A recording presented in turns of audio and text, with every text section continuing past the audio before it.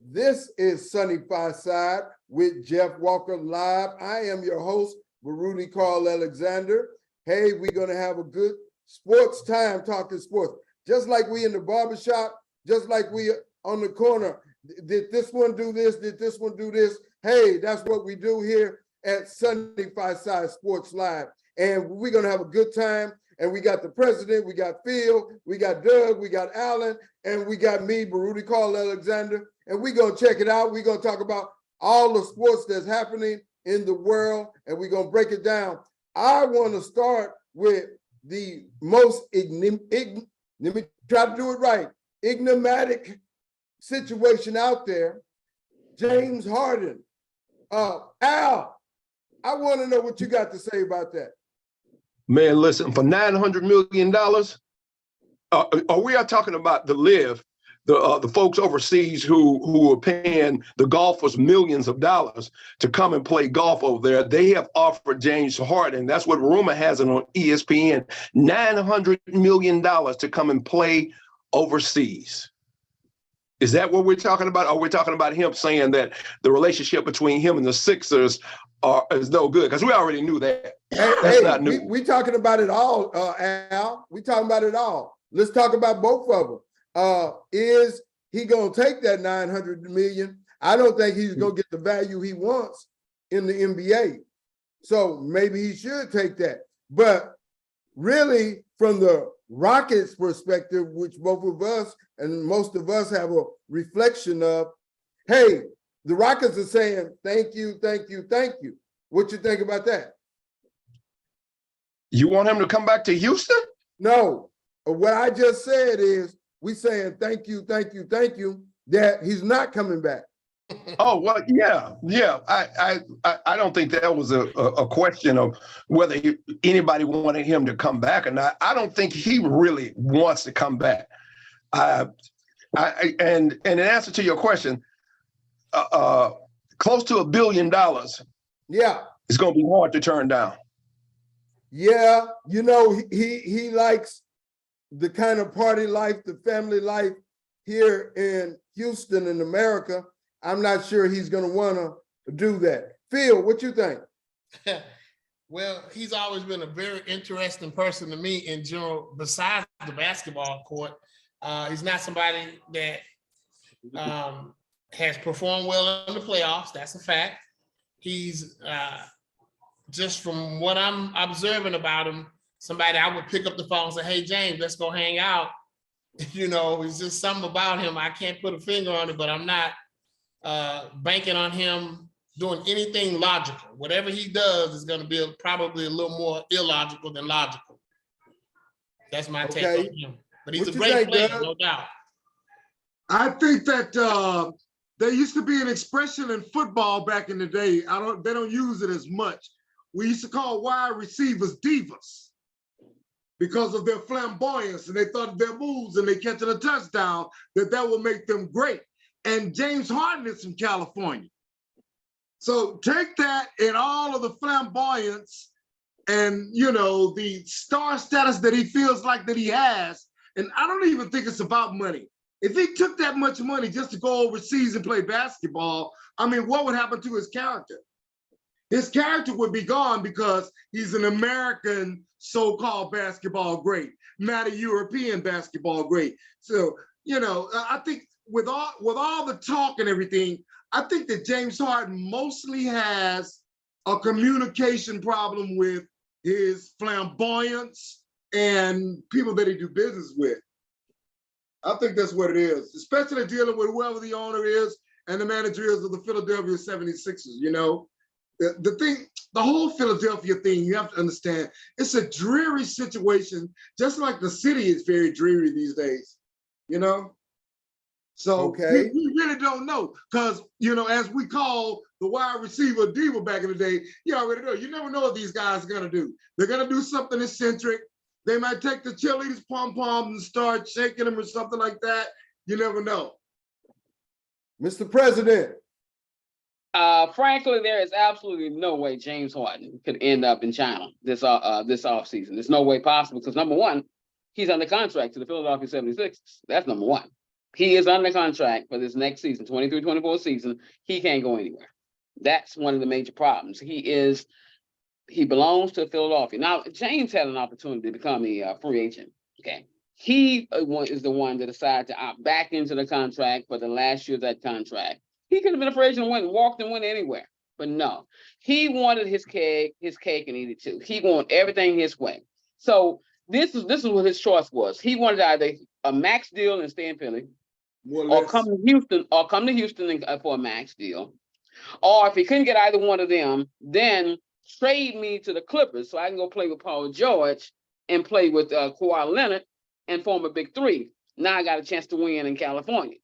So those were his three options. And right now he hasn't gotten any of them. So right now, you know how it is when a young lady, she's been pampered all her life and she's been spoiled all her life and just used to getting her way all the time. High maintenance. That's James Harden. He's high maintenance. He's got to have his way. If he does not have his way, he's not going to be a happy camper. It's like that expression, happy wife, happy life. With Harden, if he's not happy, nobody on that team in that locker room is going to be happy because that's just who he is. He's a diva. He is that being said, diva. That being said, is he alienating Joel Embiid? And there are reports Joel Embiid may want to trade if this situation is not resolved. And is he alienating Joel Embiid? What's going to happen in that particular situation, Jeff? Well, basically what you're doing is if he and Joel Embiid supposed to be a 1-2 punch, and now your 2 punch, he wants out. So what is the one guy? What are he going to do? When the 2 guy wants out, then I don't have a 1-2 punch. So then I want out. Okay, and this is how it works. So if Harden gets moved, Joel Embiid's going to want to get moved, depending on what they're able to get for Harden. If they don't get anything but say more or less draft picks for Harden, Joel Embiid is going to want to get traded. And I hear there are 3 teams that are on his wish list. Go ahead, Paul. All I was going to say is Joel Embiid, if that's his approach, that's the wrong approach.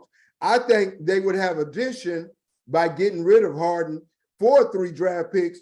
You know, winning is about chemistry, not necessarily just about talent, because everybody's talented. Everybody has skill. And I think if they get rid of him and they got Tyrese Maxey, they got other players and so forth, as well as they can get somebody for Harden who could come in and help them, and that could take them to the next level. What you think about that, Doug? I think that everybody is aging. Those legs are aging. People talk about how football players are all screwed up after their careers. But when you run up and down that wood for many, many years, understand one thing. You better be taking very good care of your legs. So like we're talking about right now, it has so much more to do with the flamboyance of your personality and your character, because you feel like your body is beginning to be worn and you know your career is winding down. And anybody that doesn't believe that, well, Kobe's not here, but you can ask Michael Jordan. You know, he can't fly in the air anymore. He can just jump up in it a little bit. I did see a report. I think that has a lot to do with that. And if he's not careful, he's going to end up like Antonio Brown. You're really, really good, but your whole character is screwed up. I think he's very close to that, Doug, right now, because he's getting a whole lot of negative feedback. He's very close to that. And Latrell Sprewell and different players like that come to mind. Al, you remember Latrell Sprewell? Al, you're on mute. You're on mute, Al. What you think about that, Phil? Yes, I think he choked his coach, Latrell Sprewell, and today he's regretful of that, that decision. I don't think that James is that drastic. It's like he said, it's his diva character that's destroying him. And I don't think James really cares. I think James cares about money. I think that's what he cares about. He obviously doesn't care about winning because he hasn't. and he doesn't have the ability to take a team to the championship. So maybe that's why the other, the three teams that he has a desire to go to ain't that keen on having him. I mean, he's old. His legs are giving out. 34. That's Yeah, old for a I agree. basketball player. And he needs to be thankful to still be in the league. And he might come to the point where he's not even starting. We're gonna take a look at that. Al, are you back? Yes, I'm here. Okay, you was on mute previously. No, I said, you can hear me now. I said that, Latrell Sprewell choked his coach. He's very regretful of that right now.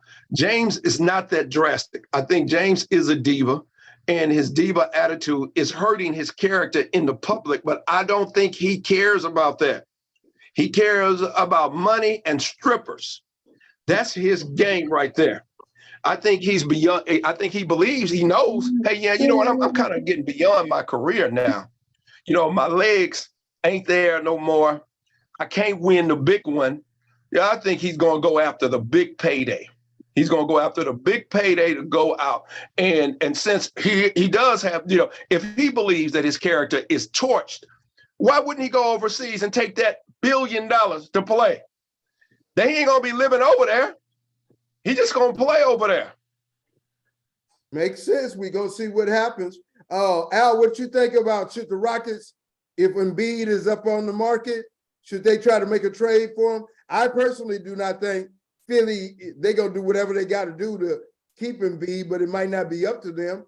Embiid might want to leave. I've heard a report the Rockets might trade Alper Şengün, maybe Jalen Green and a couple more players to try to get Joel Embiid. I don't see that happening. What you think? I think they should stay with their young team. Stay with their young team and build around that. Yeah, because you got to have chemistry. Yeah, well, and that's what they're developing with this new coach. I don't know if Embiid is the answer either. Hell, he can't win. So, I agree. he's not damaged goods, but I just don't see that as an upside, especially trading 3 potential all-star youthful players that have at least 10 more years in them. How old is Embiid now? He's what, 31 or so? 29. He's 29. 29. Yeah. I agree with you. Anybody else have anything to say on that? Yeah, I want to say something on that. The thing that we're discussing with Embiid is that everybody needs a big man in the middle, and we just don't have them anymore.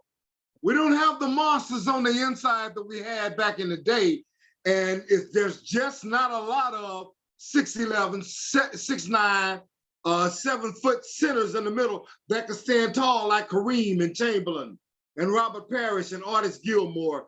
And I think that's the big investment on centers, is that you got to try to get somebody on the inside. Somebody got to get a rebound. We're not really looking for you to do a whole lot, but that's the thing that about Shaq being a center. Shaq was a monster on the inside back in the day. But see, what a lot of people don't understand about that position in particular, that position in particular, is that when Kareem was with Milwaukee, and this is why Los Angeles wanted him so bad, he was so cold.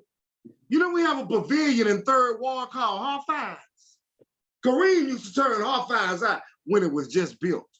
Yeah. Back in the day, baby. So, that's what it is. I understood. Well, it's going to be interesting to see what happens. That is the greatest enigma with James Harden. I do not believe he's going to end up getting his way. But a more pressing sports stain is the Astros. Will the Astros catch the Texans and surpass them? They went back and got Justin Verlander. Will that help? They got Michael Brantley rehabbing, and I think Altuve just got hurt, but they're a few games out. Phil, what do you think about the Astros? Well, Altuve played last night, so he's fine. Okay.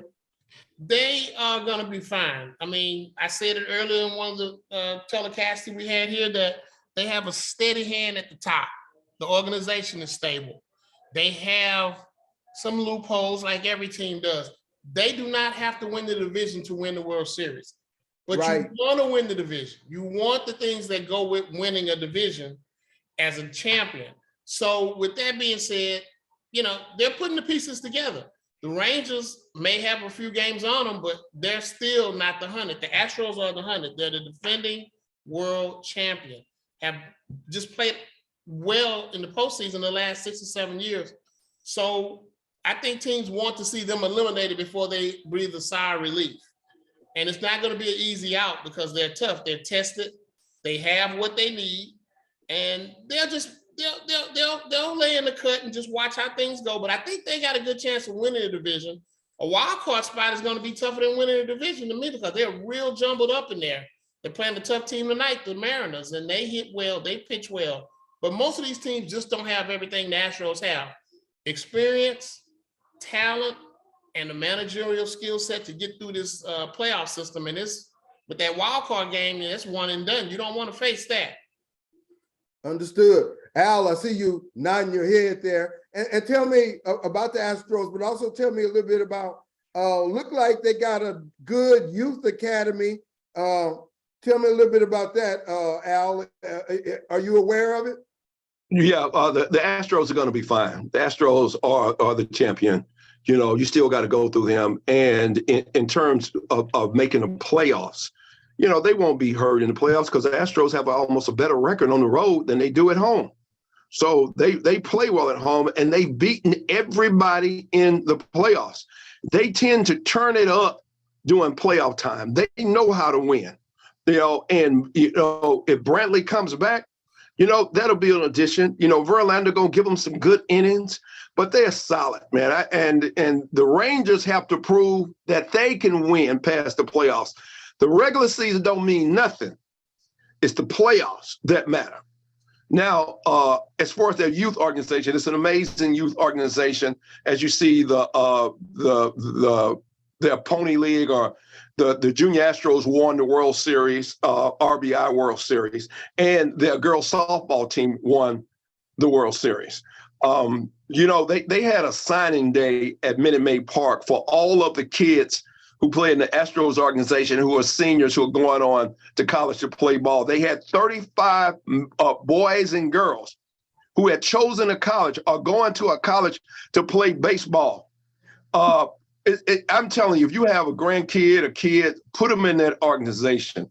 They learn how to play the game, and they play good competition. You know, my son was left, well, he wasn't left without a school, but the schools he was left with, he didn't necessarily, you know, want to go to. And my thing was at the level he's at, man, what you want your kid to do, you want your kid to play for a good coach. You want your kid to play for a college coach that can teach them how to play the game, move them to the next level if possible. We looked at NCBA ball at Houston, University of Houston downtown. The head coach there is Scipio Spinks, former Houston Astro, former Cardinal, former Major League Baseball pitcher. I remember him. You know, and you know, then University of Houston downtown is an A1 excellent school, one of the only. I think it's it maybe University of Oregon downtown, and maybe I believe it is the college in Milwaukee. Those are the two elite. These are elite universities. So academically, it's good. Baseball, you know, it's good. They just made the call for my son. That's all they did. I mean, they called Sip and said, because I told him, I said, hey man, you know, he don't want to go to Southern at New Orleans. You know, East Texas Baptist, I don't know, Wiley, you know, and they said, well, you know, University of Houston downtown, you know, he's going to play there. You know, NCBA ball, for those you don't know, is D1 ball, but it's basically relegated to the freshmen who ride the bench and redshirt players. Yeah, like for instance, they're on their schedule. They have LSU on their schedule. Yeah, TCU on their schedule. You know, they have Arkansas on their schedule. So they're playing major league ball, but that organization is fantastic. They have contacts. Let me ask you this, Al. Is baseball, youth baseball, it was taking a big hit at a certain time, especially with black baseball players Yeah. coming up. Has it improved, or are we getting more youngsters into baseball? Oh, I absolutely. don't You know, know. they have. I don't know. I'm sorry. I thought you were talking to me. I'm sorry. Go ahead. I'm just finishing, and I know you want to say something. No. They have an organization. I like listening to you. I'm gonna come to you, Okay. Doug. Okay. They have an organization called the Players Alliance. The Players Alliance is an organization of former Major League African-American baseball players in every major city. Houston has over 22 former Major League Baseball players who played high school ball in Houston and then went on to play the pros. This is a dynamic organization. They are pushing African-American participation in baseball. It's not where it should be, and it's because baseball is extremely expensive, number one. Number two, kids want to play basketball and football. They want the instant gratification. And Exactly. baseball is a process that you go through. You go through the minors, and you might play in the minors, 4 or 5 years before you make it up to the big league. Exactly. And that's always been a drawback for kids because they want that fame, fortune, they want to get in front of the lights. But in terms of is the league doing? Yeah, the Major League Baseball is pushing the initiative of inner city baseball, of bringing African Americans back to baseball. That's why the Astros have committed $1 million to build in Texas Southern a whole new facility and a baseball field. You wouldn't believe how connected the Astros are to Houston high schools and Houston, University of Houston and Texas Southern University, Rice University. And believe me, that youth organization that the Astros have, if you guys haven't been over to the facility, it's equal to their facilities that they have in the Dominican Republic and Cuba. The Astros, it is like a training program for youth baseball players to make it to the league. And Dana Brown, you remember he drafted a Houston kid, number 1, right? That's the kid DM, played. right? Who? Yeah, that kid played in the Astros Youth Foundation just 5 years ago. No, 4 years ago. Yeah. So and let me tell you, they got some hell of a ball players in there.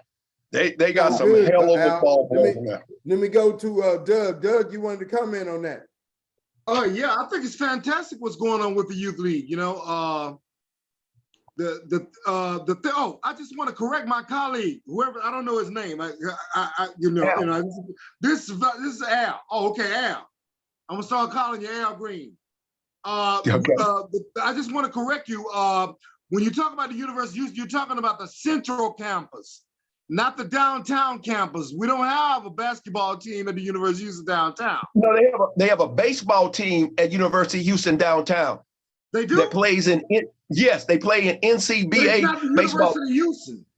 University of Houston downtown. Yeah, okay, well, that they're connected to each other. I didn't know downtown had any sports teams. Yeah, they are. They all connect. Well, it's that University of Houston system. That's what I'm saying. It's a great school academically. I know I was raised on the campus. Yes, well, they have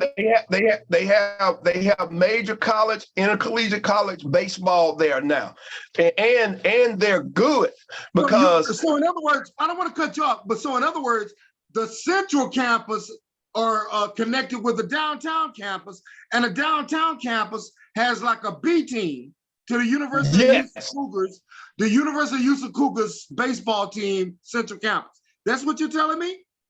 Well, yes, but here's the deal: I didn't know is that University of Houston has. I didn't know downtown. They Doug, you need to go down to the University of Houston downtown campus and look at the facilities. We moved them in there. They have weight room. They have several gyms. They have a facility that's second class, I'm telling you, nobody. It is first class. I haven't been there, guys. You need to. We moved them in there. Well, that's what we do here. We I just want to tell our distinguished gentlemen, I was raised on a University of Houston sports facility when I was a child, all my life, basically, until I turned grown. That's all I wanted to say. I know everything about the University of They Houston. have And a I just they never have a heard they have of a them they having have a any first team. they have I a never first heard rate of them head having coach. any team. They have a Sounds first rate good. head Sounds coach good. who is a former Major League Baseball player, which means he has connections to the major leagues and Houston Astros because he played for the Astros. And his word, his credibility is so good that he can send his players to any major D1 program. But you can best be for sure that Todd Whitting, the head baseball coach at U of H, is not going to let a major baseball player from U of H downtown get away. But U of H downtown is a 4-year university. All right, Them I got cats can one play question 4 to ask you, years. brother. Why is it that we haven't heard of this? This hasn't been out. It hasn't been on TV or anything That's why about we downtown, bringing it any up on downtown Sportstake, baseball team. Doug. That's why we bringing it up. And we That's why talking we have about sunny the side. things that are happening in the world of baseball and the progress that is being made. Jeff, I want you to start going into the Texans. What do we believe that the Texans are going to do? And how does DeMarco Ryans look? Well, I don't know how Ryan's look because I haven't seen him out on the field yet because he don't play football. No, have I you can seen talk his to you about the interview? players. I talked to you about the players. I like the players. I like what they're brought on. I like the free agent additions that they've added. I even like Mike Boone. I forgot all about that they signed Mike Boone. He played a lot in that first piece of the game. Number 20, I think he wore number 22. He looked real good. And he runs very hard in between the tackles. He gets every yard that he can get. I like that guy. You picked him up and you picked up Devin Singletary. Both of those guys are going to really help Pierce, Damian Pierce, stay healthy because they won't have to use him so much. Maybe you can give him 17 carries a game as opposed to say 25 carries a game, and that can perhaps he can last the entire season as opposed to going out in game number 12 or 13 because he just got worn down. He should have now more help now. So they have 3 outstanding backs now with Devin Singletary, Mike Boone, and Damian Pierce. So they had an outstanding offseason. They had probably in the top 3 the best off seasons of all the teams in the NFL. They had the best off season. I would say top 3, the best off seasons. So now it's just a matter of everyone coming together, and getting that cohesion. So Everybody how does getting that CJ chemistry Stroud together. and Davis Mills, how do they look? The quarterbacks look? CJ Stroud is number 1. They went in the training camp, letting those guys compete. But Stroud is obviously the better quarterback. It's just that I didn't show up in the first game, the preseason game. And a lot of that was attributable to the fact that the offensive line was a mess. They had 2 of their best offensive linemen out, and that was their 2 tackles. And the edge was just horrible. Just about every play, the defense was in on the quarterback. As soon as he snapped the ball, they all in there on him. So you're talking about a 21, 22-year-old quarterback, and you got these guys right on him. As soon as he snaps the ball, he didn't have time to do anything. Now, in the second quarter, that's when they calmed down. The offensive line started blocking better. By that time, Davis Mills came in the game. So all of a sudden, he looked a whole lot better than Stroud, but it was because his offensive line did a far better job in the second quarter than they did in the first quarter. So if your offensive line don't block for you, you can't do anything as a quarterback. You can't do anything as a receiver. You can't do anything as a running back if your offensive line don't block for you. So it comes down to blocking. And that first quarter, they were just horrible blocking. Number 76, I think that's the guy from LSU. That guy was horrible. He got beat 4 times in the first 2 possessions. He got beat 4 times. He can't block worth nothing. He's the biggest offensive lineman they have, but he's the worst blocker. I'm like, wow, get him out the game. I'd have cut him a long time ago. But I like the team they got, but it's going to come down to the offensive line. Can they stay healthy? Can your offensive line stay healthy? Because if they can stay healthy, they win 10 games. If they can stay healthy, if they can stay relatively healthy, I think they can win 9 games. If they can stay relatively healthy. That's for every team out there. This is That's the true. NFL, and it can happen anytime. But it varies from one team to another each year. Guys, I gotta go. Okay, Okay, Al, all right, thank you. We appreciate you. All right, Al. All right, Al, thank you. Later, Al. Doug, what do you think about the Texans? From what I seen in the game last week, it was a good lesson for the rookie. I think it was a first good lesson for the rookie quarterback. But what I seen Case Keenum throwing darts on the football field and reacting to plays in a very professional and fast way. I don't know. If Case Keenum plays like he plays last week, we might be talking about benching the rookie and just let him get some experience. And hey, Case Keenum might step up. Who knows? Well, he certainly got Did the you see experience that? from being in the NFL, as well as he's a hometown product from U of H. So, you know, there's a group of people that are rooting for Case Keenum. Phil, what do you think? Tank Dell was what my surprise was, and what I enjoyed most watching the game last week. He's a U of H product too. His ability to catch and run after the catch. I mean, they got some good pieces. You know, I'm waiting to see Nietzsche get out there.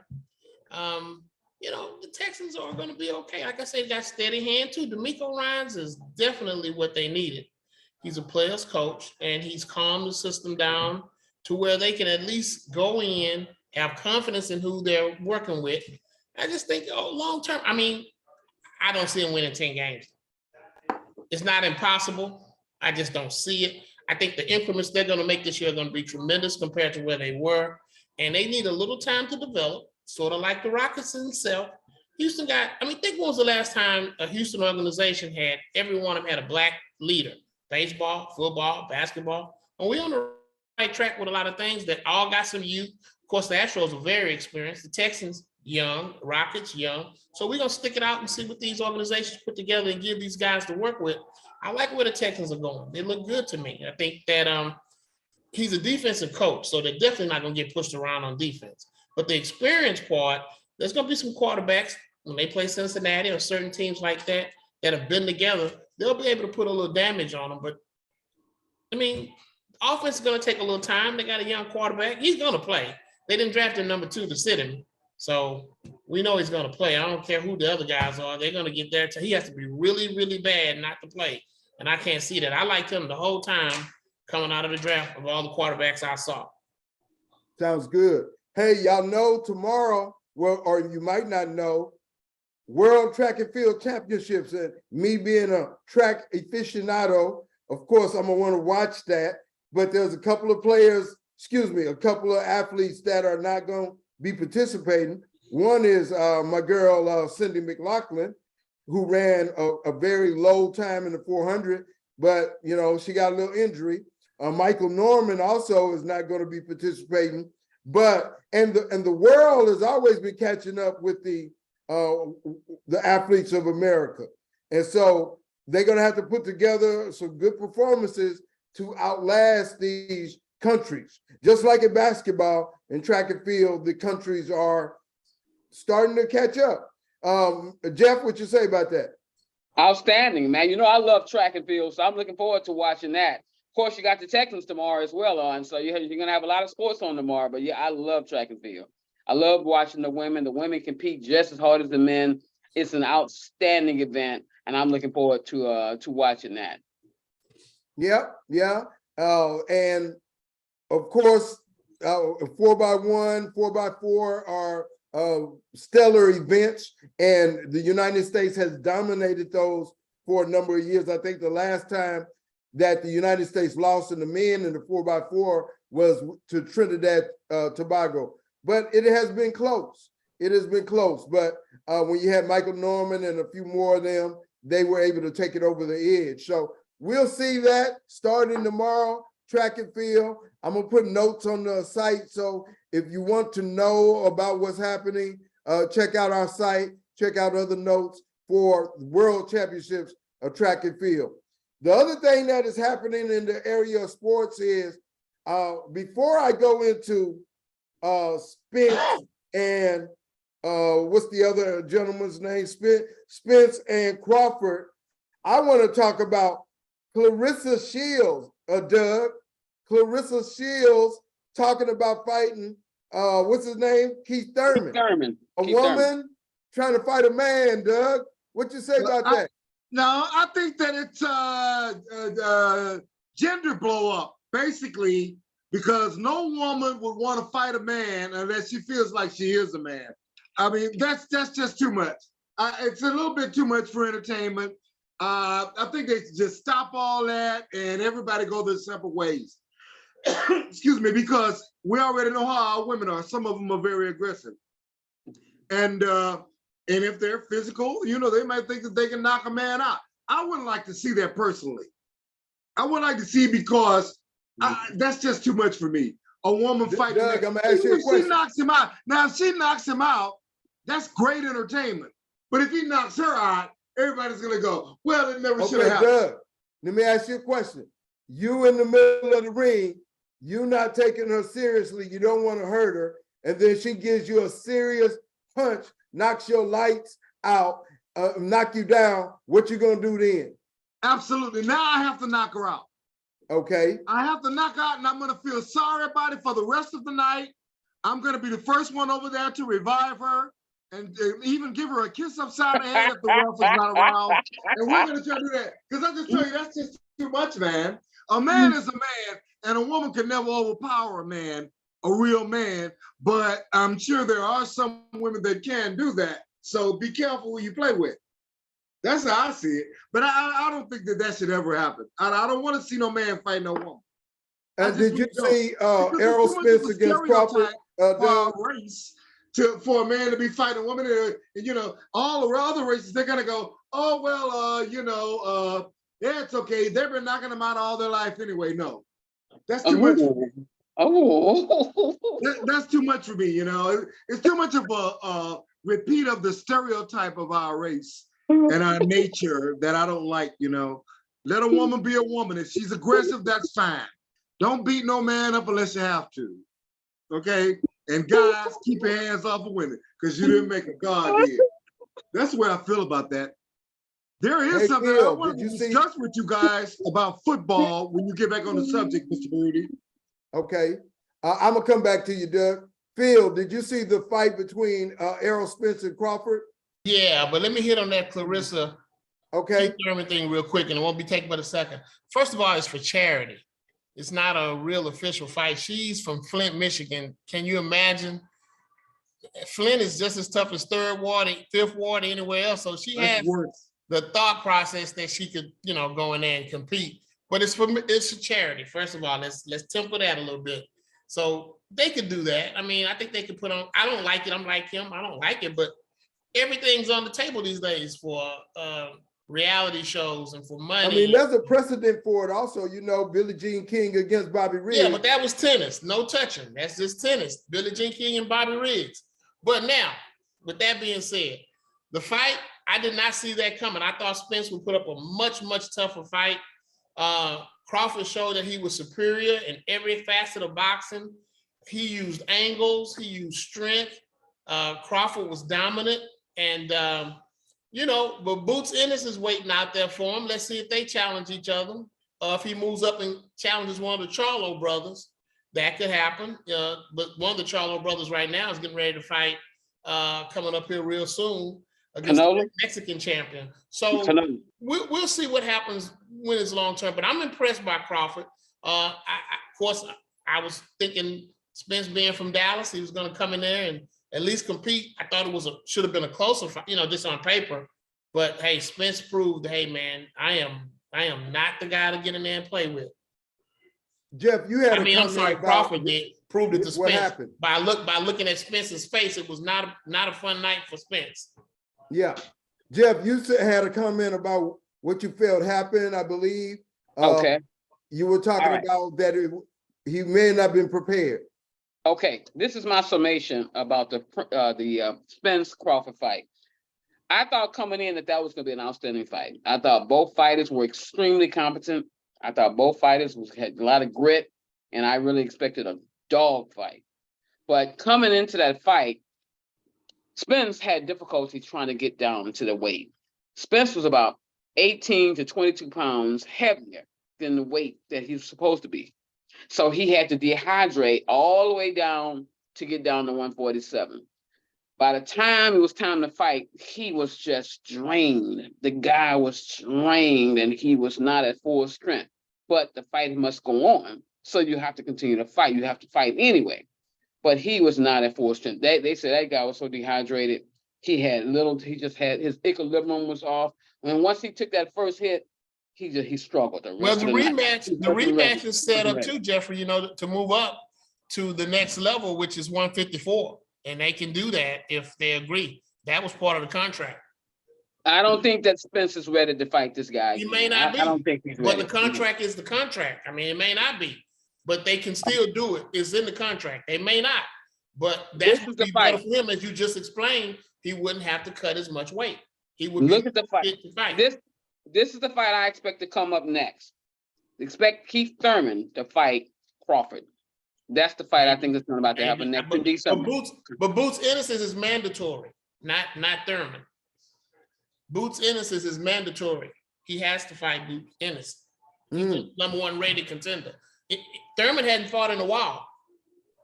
Yeah, he's only fought 3 times in the last 6 years. Yeah, but it still comes down to money. I hear what you're saying, though, Phil.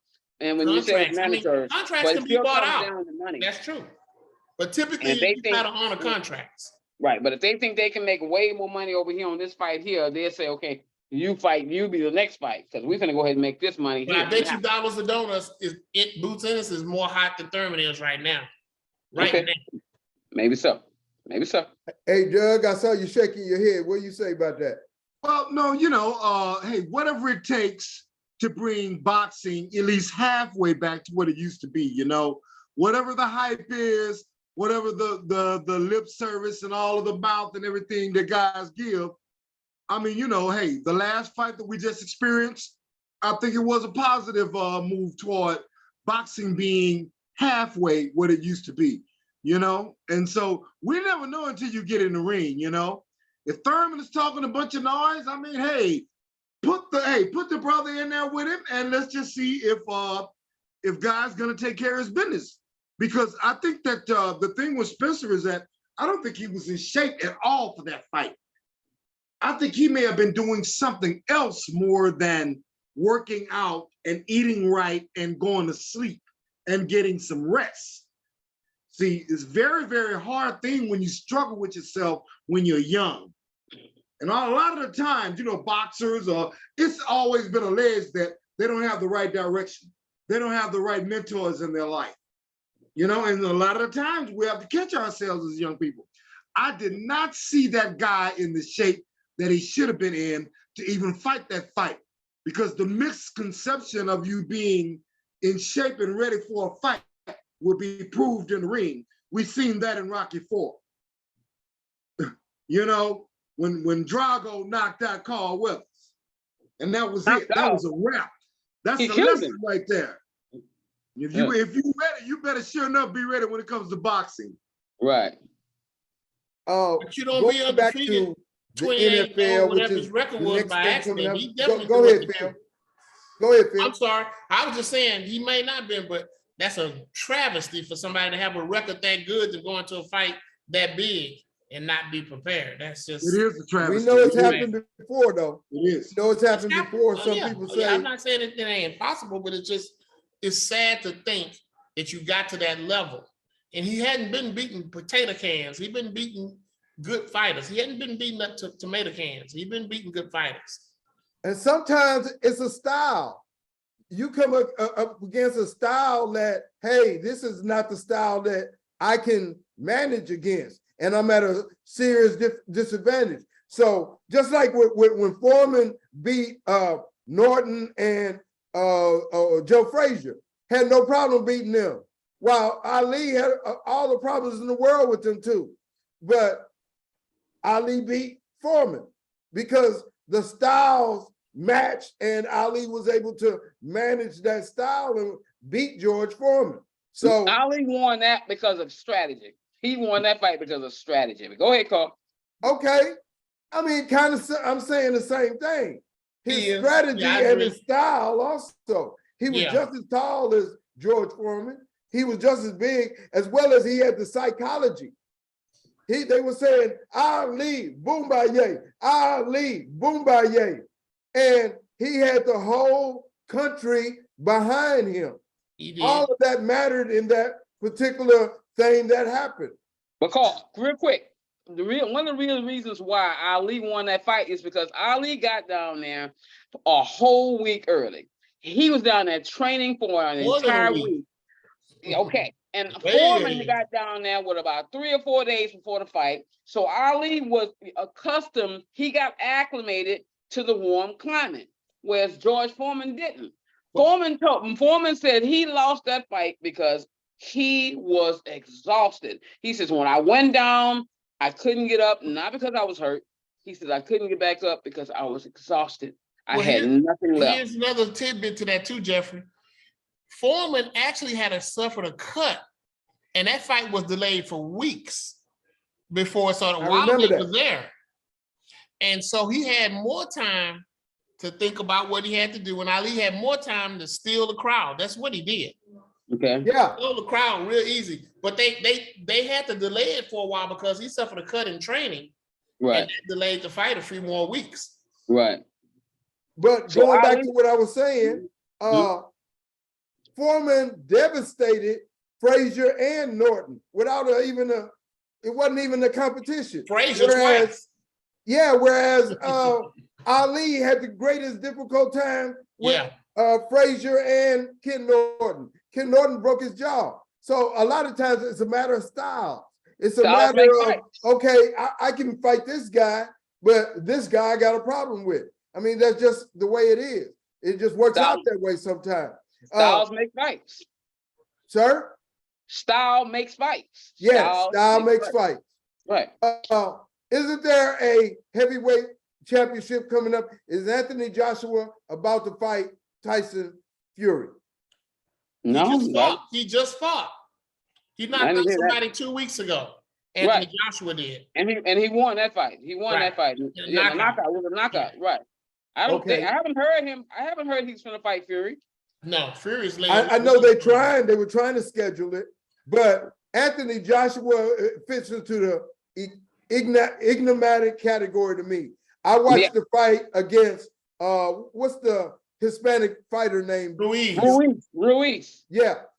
Hey, Ruiz was, I think Joshua underestimated him, but you can't do that in boxing, not with a professional boxer.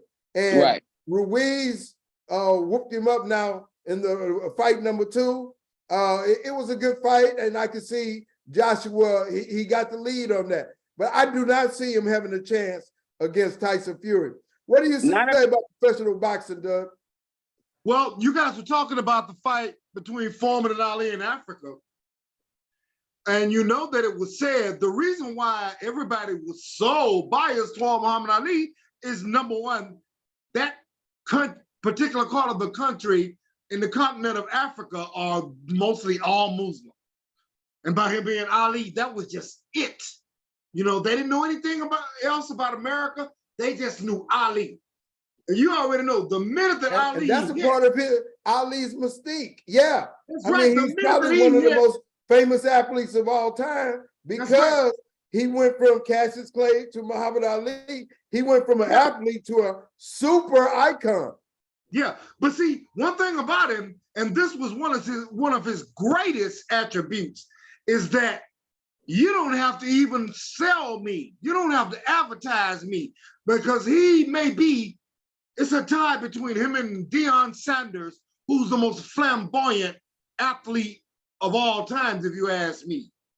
Because you're not gonna out-talk Ali, and you're not gonna out-talk Prime Time, who I think is the best football player of all time. Interesting. And they're gonna sell themselves, and they're gonna tell you the truth. And then I'm gonna come back to America, and I'm gonna tell you the truth about civil rights. I'm gonna tell you the truth about the way I feel about the way you feel about us, and I don't care if I die. That makes Muhammad Ali the greatest athlete that ever lived. Yeah, to me, I believe my greatest football player is yes, indeed. I agree with that.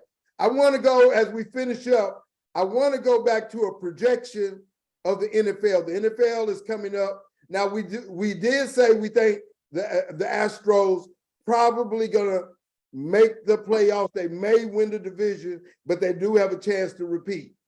And we're looking at that. Now, the Texans, Jeff said they're gonna win 9 games. I think that's a good shot. I think that's possible. I saw the interview with DeMarco Ryans. He's very thoughtful. He's very systematic, but he's also young, has that young exuberance. He has that young exuberance.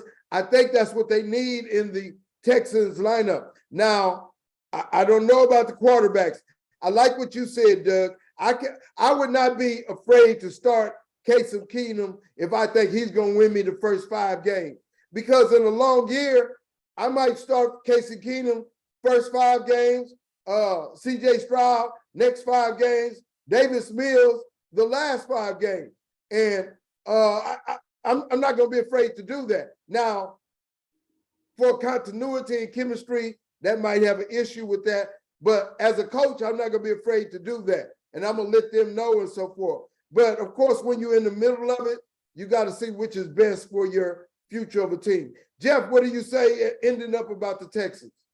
I think the Texans, I think they got 3 competent quarterbacks. I still think it's going to come down to offensive line play. If they can keep the offensive line healthy, they got a chance to be successful. If this offensive line have key injuries early in the season to key players like the 2 tackles, it's going to be a long season.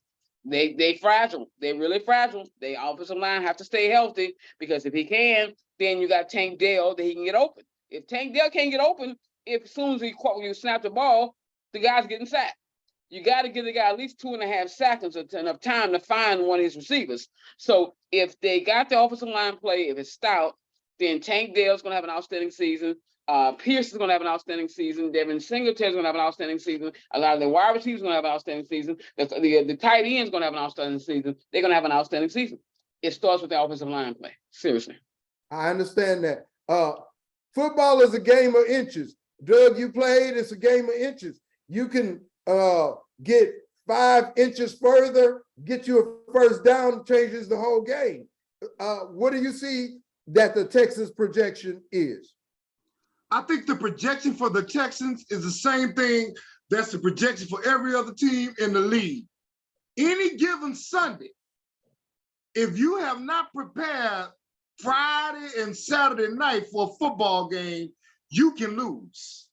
I think everything is about preparation, because your body it's being tested all the time, is what all football players have to understand. You got to go to sleep at night. You can't have that at the club. No, the best thing, do not have sex, please. Do not. Yeah.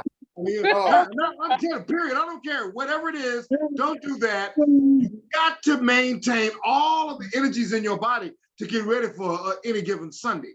And of course, us living in the bodies that we live in, we can't do, a lot of people can't do that, but a lot of brothers can. And I think the brothers that understand what the assignment is to prepare for a football game on Sunday, you have to go to sleep, you have to eat good, and you have to be ready. And rest is more important than anything else, because your coach is going to make sure that you get enough exercise and preparation on the football field, or they're not doing their job. Very much so. Hey, we are at the end of our program. This is our 11th episode of Sunny Five Side Live with Jeff Walker. I want everybody to give a summation of what do you see the state of sports, could be the Texans, Astros, and then give information on that you would want somebody to connect with you, and give that, and give your business information also, Phil. Okay, guys, it's been a good session here online and talking sports and enjoying each other's company and thoughts and information that we may or may not have known. The state of sports is going to be just fine. Every sport that is out there is striving to get fans. Some have a built-in contingency of fans. You got soccer that's so popular, WNBA, NBA, NFL, Major League Baseball. Youth sports are eternal. The Little League is on right now. So having always had avenues to it, sports enriches a person's life, gives you growth, gives you friendships, relationships that you will never forget. Currently working here now at A-Rocket Moving and Storage. Been around Houston since 1959. We do local, residential, commercial, office moving, located 3401 Quarter. 713-748-6024 is the office number. I'm Phillip Green. Call and ask. We'll give you a quote. We have a website, arocket.com. Go online, take a look. You can get a quote there too. We'll call you back, email you back, what have you. But to Carl, Jeffrey, and Doug, enjoyed this. Thanks again. It's a pleasure. Thank you, very sir. much, sir. I appreciate And you. I'm gonna ask you, I got moving all the time and I'm gonna get back with you. I just did a serious move in San Antonio that was too much for me. And Yeah. I wish I had been able to call you first, but I'll get back to you on that. Please do. All right. Doug, Yeah. give your information and your summation. Well, I'm retired from men's retail and the Gap Band. So I basically do what I want to do, and God blesses me to do that. You know, I'm full of information, whether it comes to sports, music, or clothes. And those have always been my three fortes outside of a couple of pet projects. I think sports is going to be fine. It's never going to be the same because what God is trying to get everybody to understand is that everything is changing. And if you don't believe that it's getting ready to change or things are changing, God is changing them right in your face.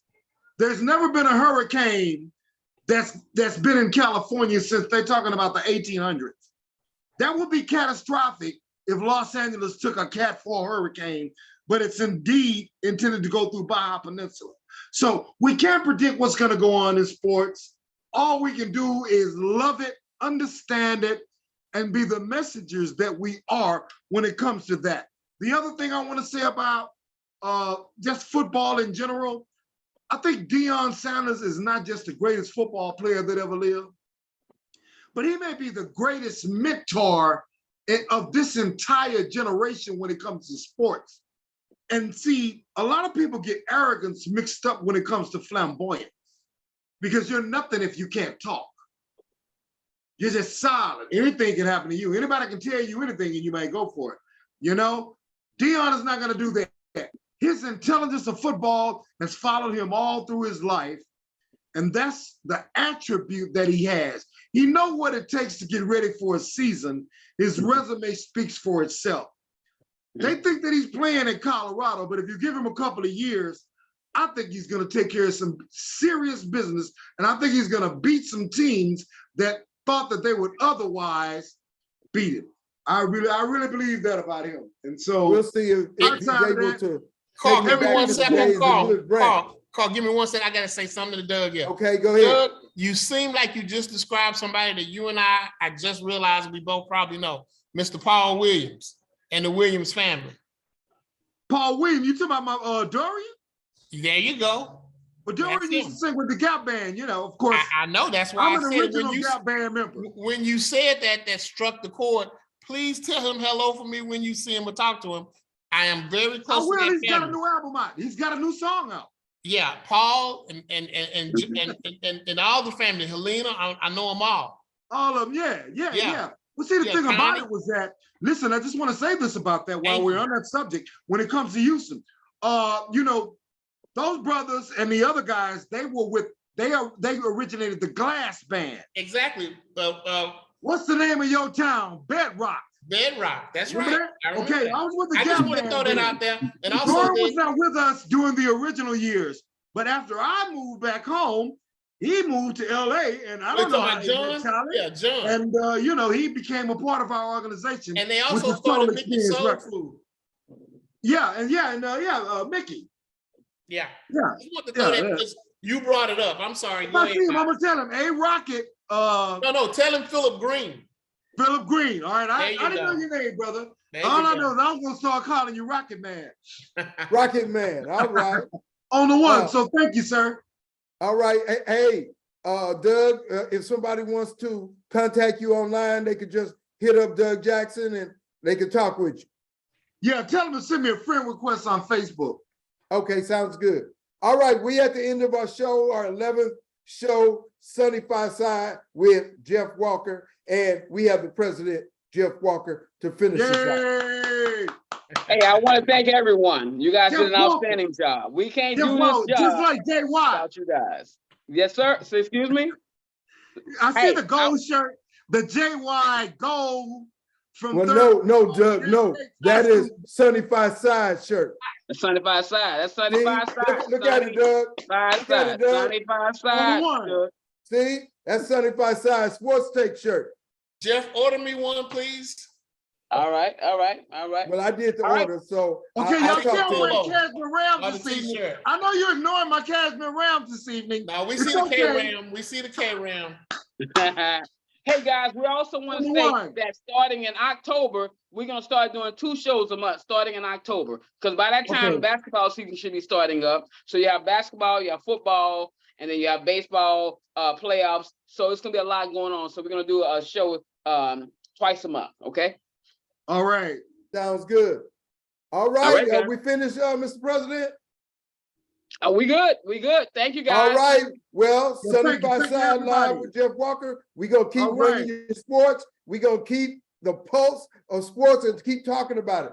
Come to our site on Facebook, 75 Side Live with Jeff Walker on our Facebook site, and participate and put your comments in there, put your post in there, and come and check us out online. As Jeff said, we're gonna start doing more and more and more. And we're gonna get out there. We setting up a gathering where everybody can come meet. We're gonna have some gatherings where you can come out and meet and hang out in person. And we're gonna do that coming up. So look for that. And we thank everybody. And we'll see you next time on 75 Side Live with Jeff Walker. Fantastic. Fantastic, guys. guys.